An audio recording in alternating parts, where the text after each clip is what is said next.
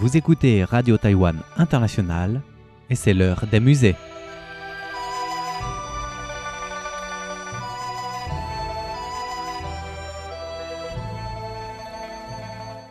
Chères dames et chers messieurs francophones, comment allez-vous? Vous écoutez l'heure des musées. En début d'année, nous avons annoncé que cette année serait dédiée aux dames. Depuis 3 semaines, nous avons déjà exploré diverses représentations de femmes allant du VIe siècle jusqu'au XXe siècle, en mettant en lumière des figures féeriques parmi d'autres thèmes fascinants. Aujourd'hui, nous allons plonger dans l'univers des dames légendaires et des rôles féminins dans les romans, en espérant découvrir à travers de magnifiques exemples la profondeur et la richesse de ces femmes extraordinaires qui ont marqué l'histoire et la littérature. Mais regardez, voici la dame Wenji qui arrive. Image 1. Le retour de dame Wenji en Chine. Cette feuille d'album retrace le retour de dame Wenji en Chine, relatant l'histoire de Cai Wenji, une femme talentueuse de la dynastie des Han de l'Est qui a traversé des épreuves parmi les peuples nomades des Han. L'album comprend 18 peintures, chacune dépeignant avec un détail minutieux des événements, les personnages, les moyens de transport et les décors de cette saga. Chaque tableau est accompagné d'un poème intitulé 18 notes de la flûte roux, créant ainsi une harmonie entre l'illustration et le texte. L'artiste originel est attribué à Li Tang de la dynastie des Song, bien que la date exacte de création soit légèrement postérieure. Malgré les réparations effectuées sur certaines parties, le style global demeure fidèle aux qualités exquises de la peinture de cour de la dynastie Song du Sud. Le sujet du retour de dame Wenji en Chine apparaît souvent au début de la dynastie des Song du Sud en raison des circonstances historiques de l'époque. Lorsque les Song du Nord sont tombés, l'empereur Qingzong et son père Huizong, ainsi qu'un millier de concubines, ont tous été capturés par les troupes Qing envahissant le territoire depuis le nord. Cette situation ressemblait à certains égards à ce qui est arrivé à Cai Wenji, qui fut enlevé par les nomades du nord pendant les Han orientaux. Ainsi, la représentation de Wenji servait d'histoire du passé reflétant le présent, faisant parfaitement écho aux sentiments de la cour des Song du Sud, qui espérait le retour des empereurs des Song du Nord. Voici un deuxième exemple sur le même sujet. Image 2. Le retour de dame Wenji en Chine. Bien qu'aucune preuve solide ne suggère que cette œuvre ait été réalisée par Chen Juzhong, les figures sont toutes représentées portant des vêtements des dynasties Song et Qing.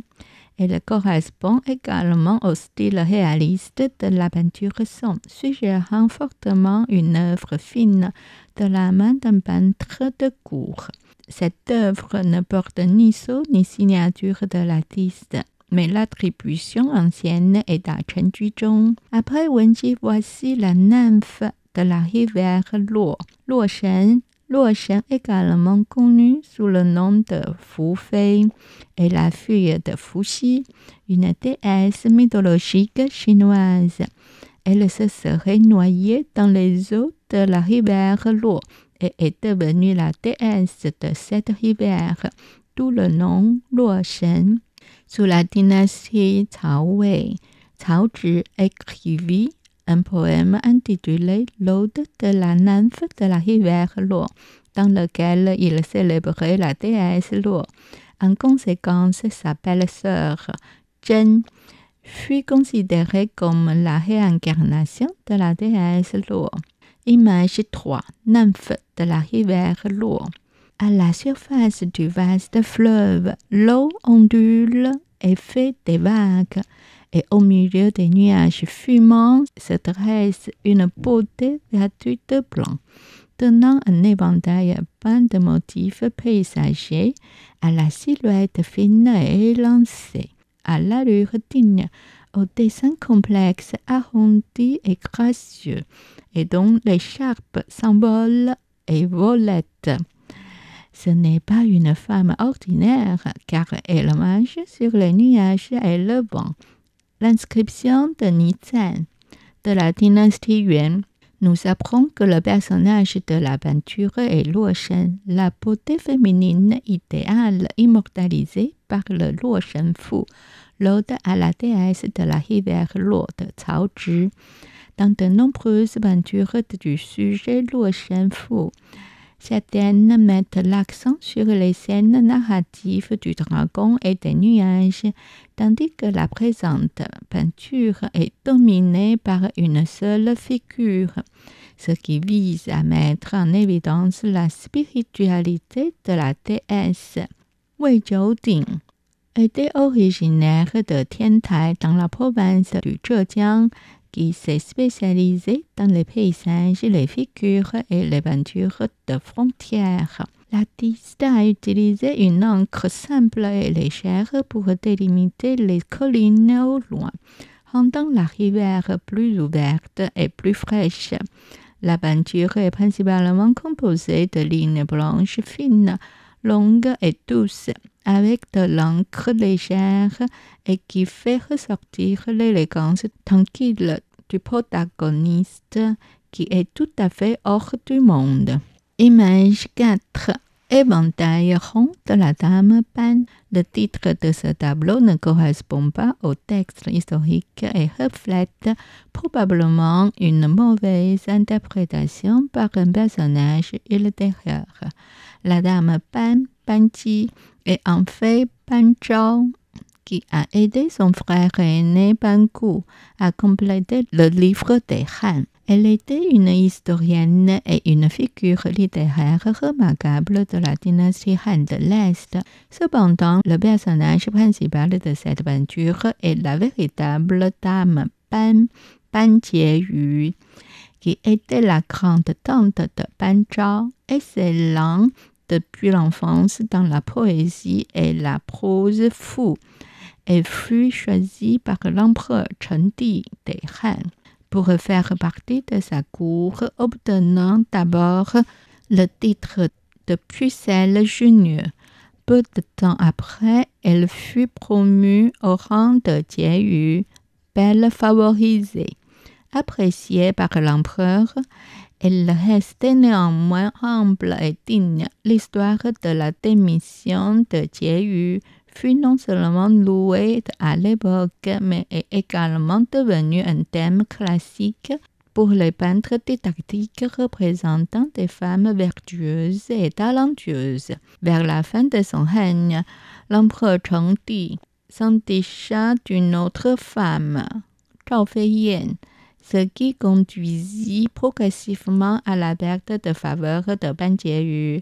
Pan s'éloigna des intrigues de la cour et se retira au palais de Changxing, sous le règne de l'impératrice douairière.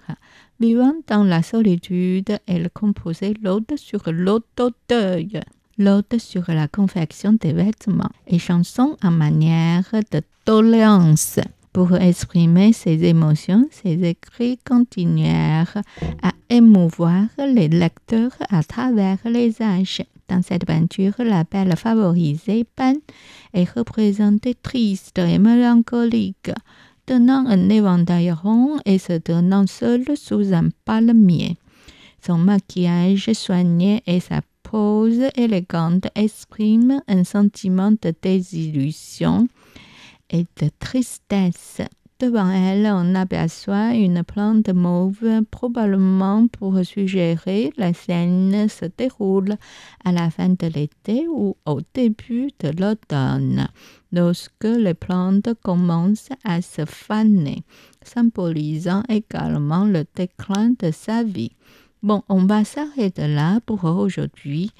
C'était l'heure des musées, réalisé et animé par Miao Yonghua, diffusé depuis Taipei, Taïwan.